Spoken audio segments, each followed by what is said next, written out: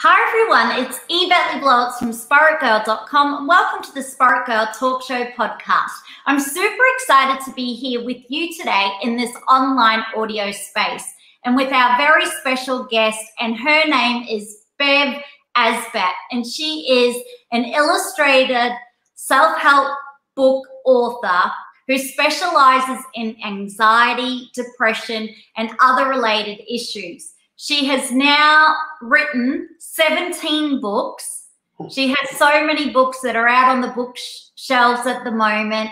And Bev, I just want to welcome you to the Spirit Girl podcast show and thank you for being here with myself and the audience today. Thank you, Yvette. We got there eventually. It was a bit anxious making, wasn't it? Yeah, my technical glitches from my end, and not to forget that there's daylight savings between Queensland and you're based in Victoria. Yeah. And it's also hay fever season, so bear with me if I'm a bit nosy, which I am. So all in all, we'll get there. So for our listeners, can you tell them a little bit about yourself and your story and what inspired you to want to become a self-help author? Well, all of my books are written from lived experience. So back in 1991, I developed very, very severe anxiety, panic attacks, the whole works. And this came on when I decided to take the plunge into being a freelance illustrator, and I already had a client base, but I went to Sydney to the Stanley Awards, which is a big black tie affair for cartoonists, and it was my first time there, and I just did not enjoy myself that night. I was just on edge, and the next day I went to the annual general meeting, and I was sitting there and I had my first panic attack, and it was just overwhelming. I spent the rest of the day walking around Sydney Harbour, stopping at a few bars on the way, I might say, to try and calm my nerves, but I didn't know what was happening. It was pretty full on. And so that started me on the journey of very severe anxiety mixed with a bit of depression over the years. So I think I was predisposed to respond to life in this way.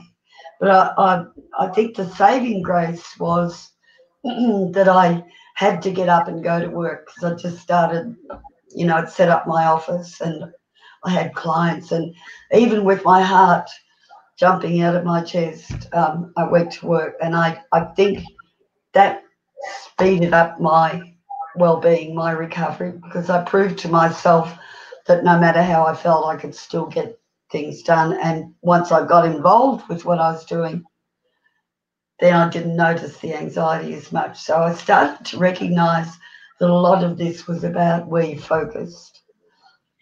And in retrospect, when I went to that big event, I also realized that what I was telling myself was, who the hell do you think you are? You're no one. All these people are famous. You little upstart, you're not going to get anywhere. So that's two examples of very typical anxious thinking, of catastrophizing, predicting the worst, beating up on yourself, looking only at the glass half empty outlook on life. And it's the thinking that creates this.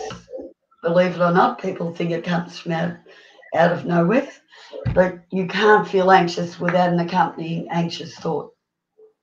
So given that, the greatest work in recovery is about addressing your thinking, and that's something that needs ongoing commitment until it starts to feel natural to support yourself rather than scare the hell out of yourself. So That's the main ingredient. So the new book, sorry, were you going to ask me a question? Because you have a beautiful illustration behind you, which was absolutely gorgeous.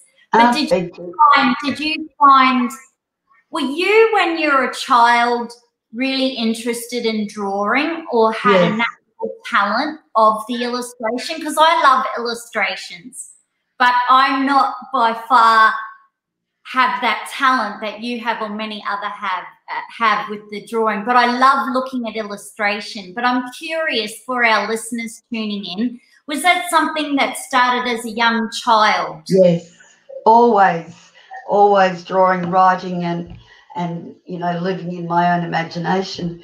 And I actually wrote a novel. I use the term very loosely when I was 12, which was it was some unlikely tale of horses in the outback where I'd never been, and for some reason it was called Oak Valley, which really didn't fit the geography at all. But it was fully illustrated. It even had a colour centerfold, and I've still got it. But yeah, I think a lot of people are too intimidated about their creativity. You're doing it because it feels good. Doesn't matter what anyone else thinks about it, you know. So, you know, I wasn't formally trained. I did a couple of years of college, but I did photography as a major back then. And I've often thought, you know, I was talking to someone the other day about the fact that here I am with 17 books and seen as an expert, but I have no letters after my name. Wow. And I said, I've often thought, you know, what happened there? Why didn't I get to go to university? I was certainly capable of doing that. And she said, does it matter? And so we're always comparing ourselves with those we think are more successful and they've got their act together. And really, if you're following your heart and your passion, you'll find a way. Yeah, I mean, you're helping thousands and thousands of people globally with all of your books and work, and all of the books are always on the shelf here in Australia, and so many people are picking them up and finding comfort in your 30 days. You talk about the 30 days with the depression, and you have the teenager book out now with the anxiety, but in there are so many beautiful illustrations that bring it to life. And I love how you choose one thing. So you don't bombard your readers with things that are sort of overwhelming, that you even make your readers more stressed out about, you know, reading. So it's quite an enjoyable, easy read. It's very relatable. Well, I recognised very early on in my own case, when I was going through the worst of it, that when you're overwhelmed to that degree, you're not taking anything in. And so being an illustrator, I was actually doing little visual clues for myself, little visual reminders and reassurances. You'll be okay, you'll get through this, this will pass, you know, and so on. And it got me through the worst days. And that's how the first book came to be, that I was actually writing it for myself, and probably is true for all of the books. And I created a character called It, who represented a voice of anxiety, that inner critic. You know, you're going to fail. What if they hate you? What if you make a fool of yourself? So on and so forth. And it was a way of bringing him down to size. Instead of this big dark force, it was actually, he was more annoying and naughty than evil and overwhelming. And it oh, it's my tablet, ignore that. And it has become an interesting character that, like a lot of people in the early stages, I thought anxiety, you wouldn't reclaim your life unless you got rid of your anxiety, and so get rid of it. And so he took on then the dimensions of some sort of monster that you had to fight. But I think that's a real mistake, because it is you. And actually, it is just a part of you that you keep telling to look out for trouble. So poor old It isn't getting any opportunity to rest because you're telling him something scary is out there, so he's got to go looking for it. And part of the inner critic is that's there because it doesn't want you to make the same mistake again. So it's actually looking out for you but overdoing it. Whereas it really is just a part of you that's quite vulnerable. And instead of you being afraid of it, needs you to be the one who soothes it. Mm. So I find a very common factor with people with anxiety is low self-esteem and a tendency to look outside of themselves for reassurance. So, and to tell you you're okay, we're constantly comparing ourselves. And what happens then is you give other people power over your well-being. And really, they don't want that power. It's not their job. But you give it away to someone else when you make them an authority on your life. You turn them into your parents. And so a big part of this is becoming your own best friend, your own confidant, the one who says good on you instead of you're an idiot. Yeah. And so the relationship with self is really crucial. And it must be a kind relationship because, after all, in the end, the one you spend 24/7 with is you. So. Wow. Bev, can I ask, we're in times now where we're always like, we're on social media. There are so many coaches in the world, so many authors, so many artists, so many models, and the list goes on and on. Yeah. And it can be easy to compare ourselves because now we have access to everybody's business or everybody's work, whereas, say, 20 years ago, we didn't have that accessibility. So as creators, we weren't comparing ourselves as much with people around the world. Could have been our neighbours or family friends, but not to the scale it is now. To build our self-esteem, do you have any tips for someone who's feeling really anxious on how they could build their self-esteem? Well, firstly, I've got a book on that very subject called I Love Me. So, and I wrote that specifically for this whole issue. Wonderful. But there's a couple of things about what you're saying that strike me is, why are we in a competition? Mm. You know, why instantly this idea that we've got to compete with someone else?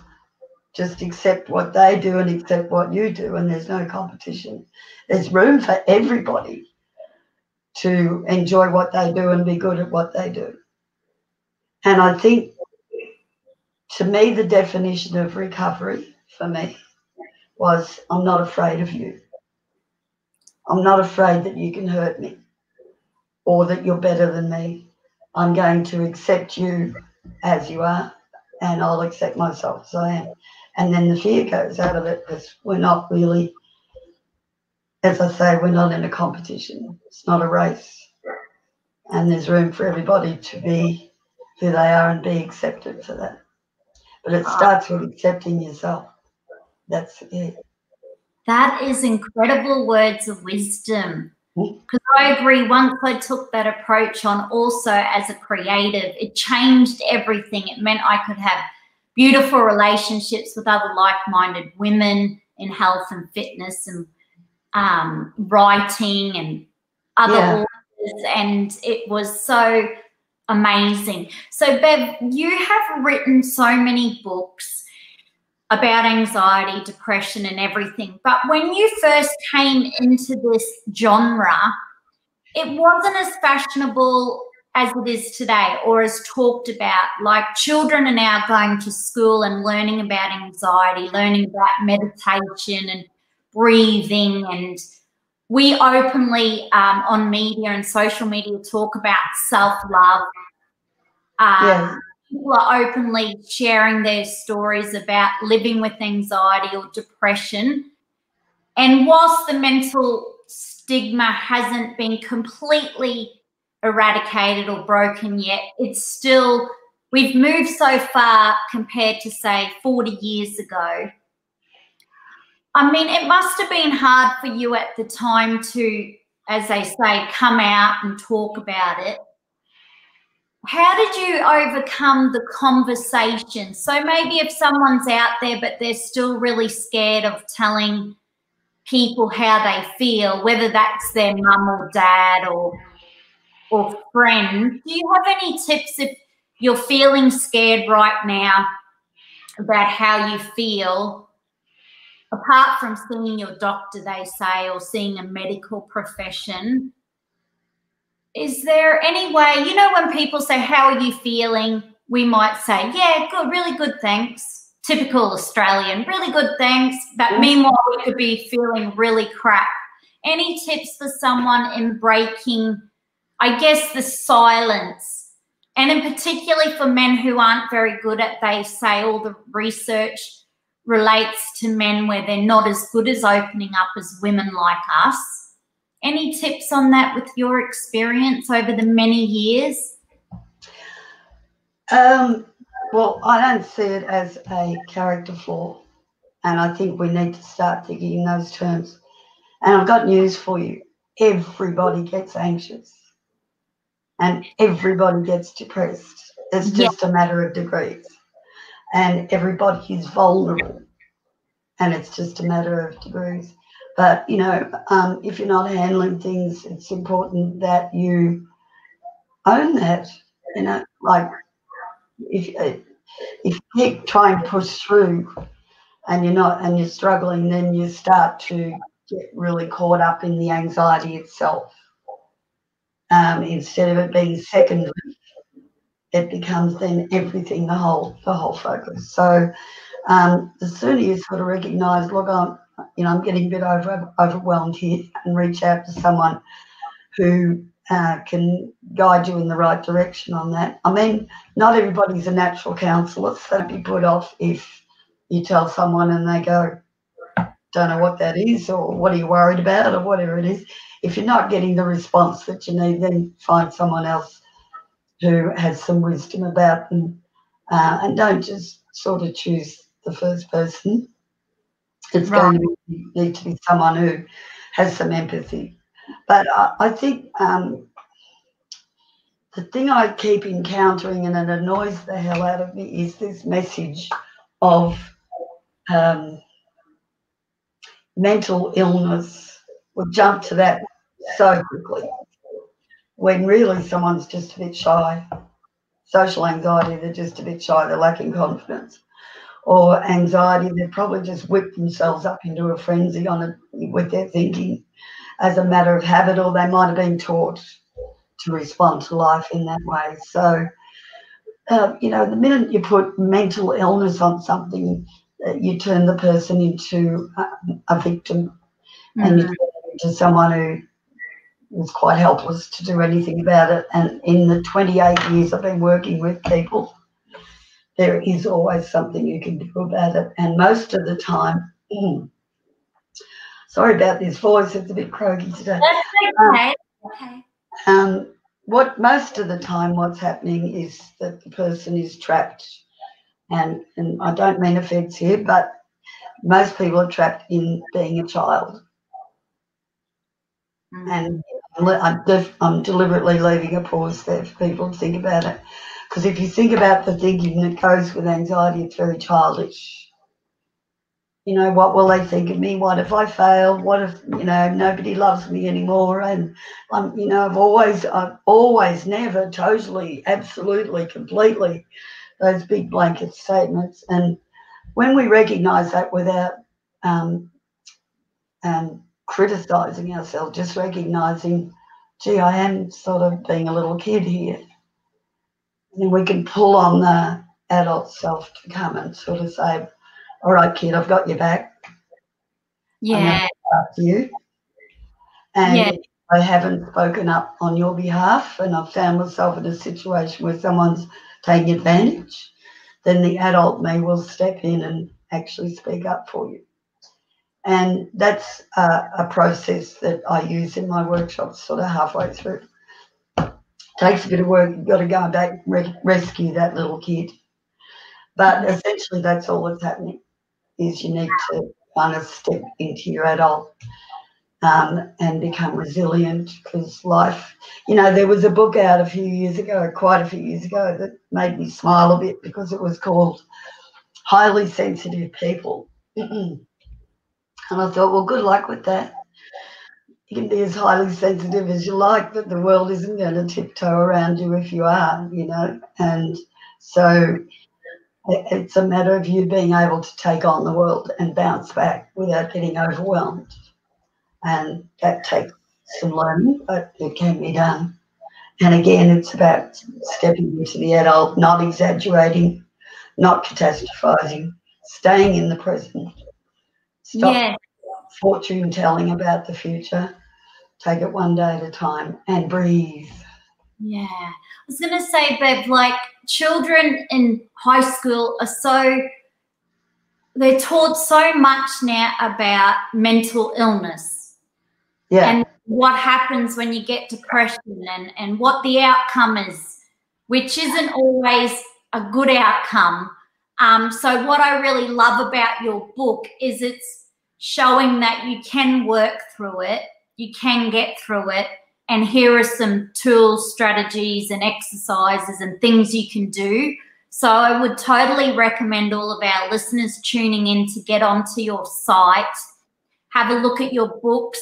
Bev, how can they get in touch with you and continue this conversation and sign up to your newsletters and look at all the incredible books, the 30 Days, 30 Ways to Overcome Anxiety, 30 Days, 30 Ways to Overcome Depression, because you're serving up tips of how to get through it, and you really dive into thinking you're not good enough, worrying what other people will think, and turning all of that around. Yeah. I'm not big on the victim. Yes. You know? Yeah, I love essentially I'm saying I believe in you. I believe you have the strength. I believe you're not collapsed, that you can, you just find your feet again, and it's up to you though. There's a commitment to self, and once you've made that, then you can get well. Yes, and you're doing site counselling as well, Bev.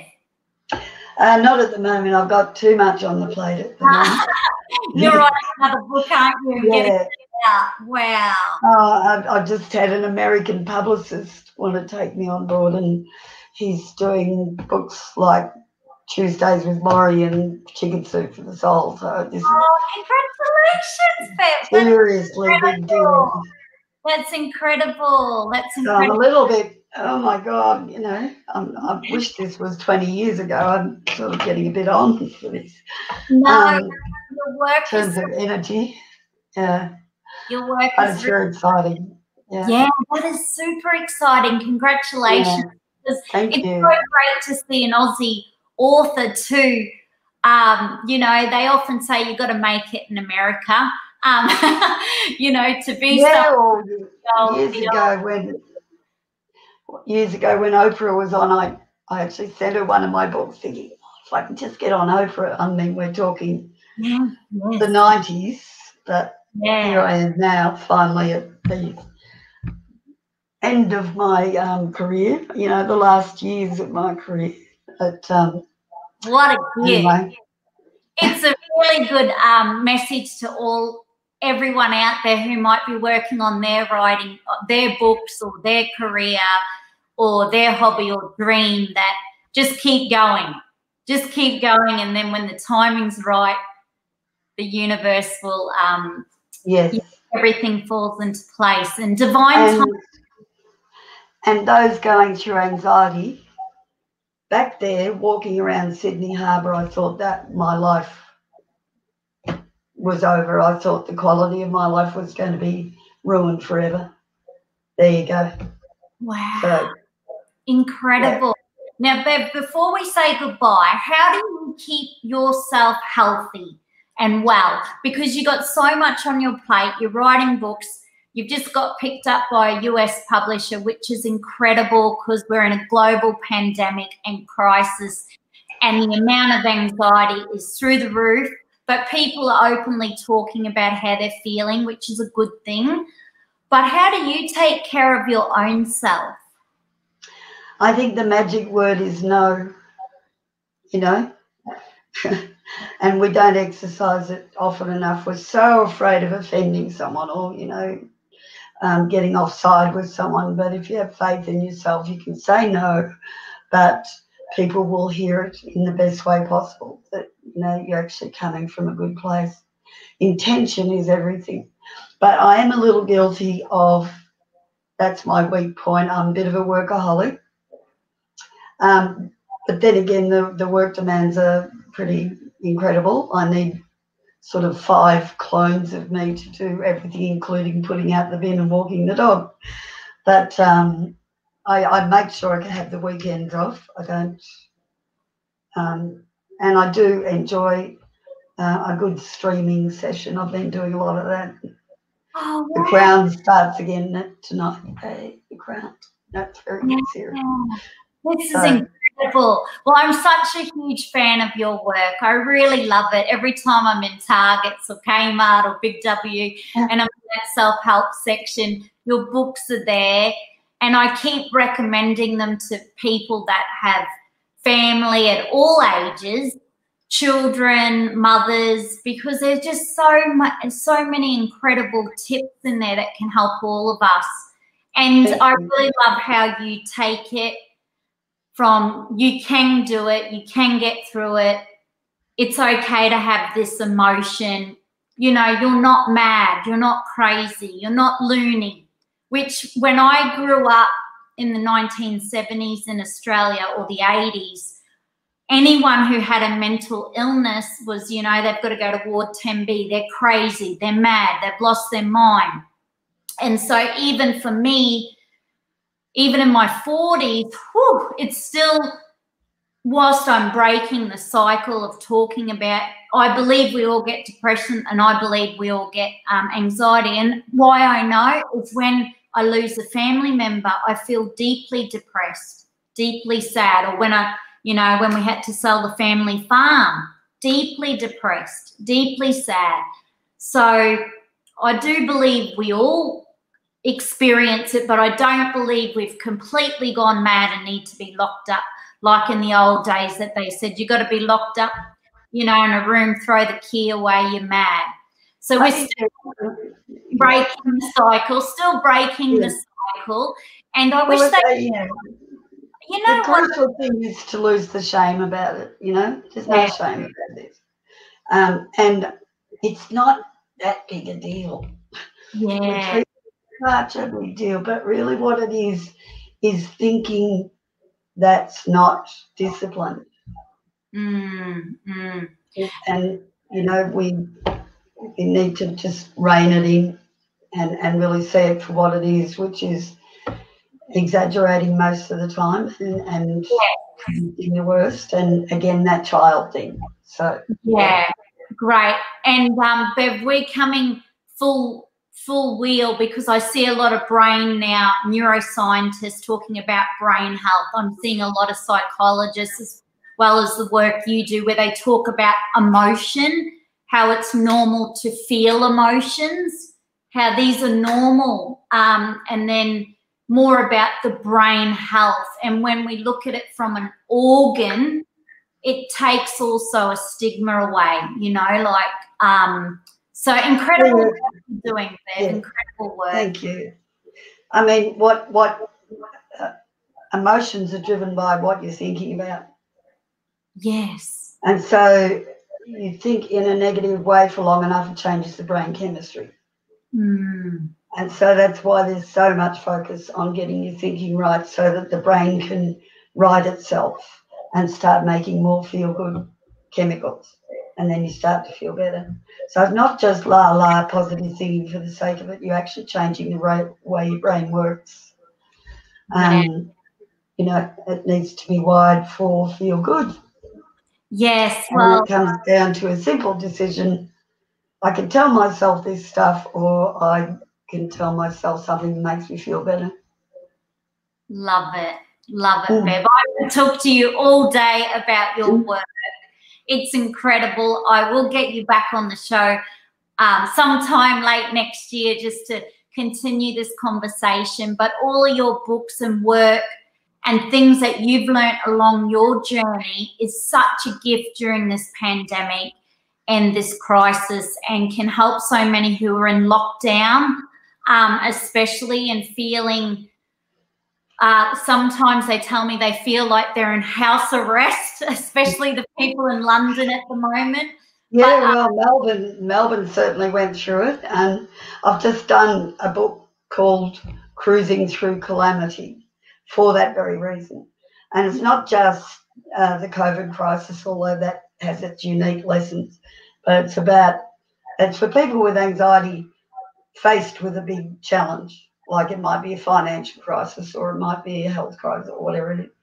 So I wrote that in 3 months, and it'll be out in January. So, oh wow!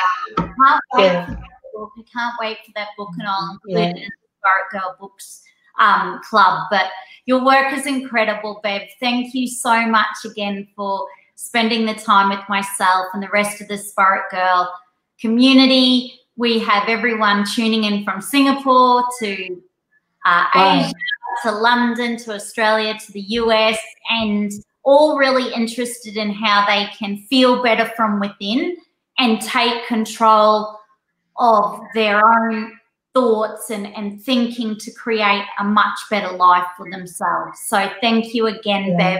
And now if we want to find out more about you, Bev, and stay in touch with you, what's the best website for you, Bev? So it's Bev Aisbett, written as one word, artofanxiety.com. Wow. So the art, it relates to that, but it's also to get yourself so anxious you're not coping is an art in itself. So I love that. That is incredible. Yeah. Well, you know, you're just an incredible woman. You're doing so many incredible things.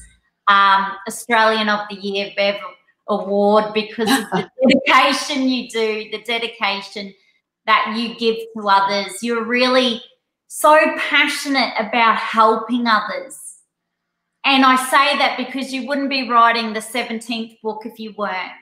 And sticking with publishing and writing, because I've only done one self-published book, and OMG, that was a lot of work in itself, and the amount of editing and stuff that goes in, it's completely different to just having a conversation like this today. So thank you again, Bev.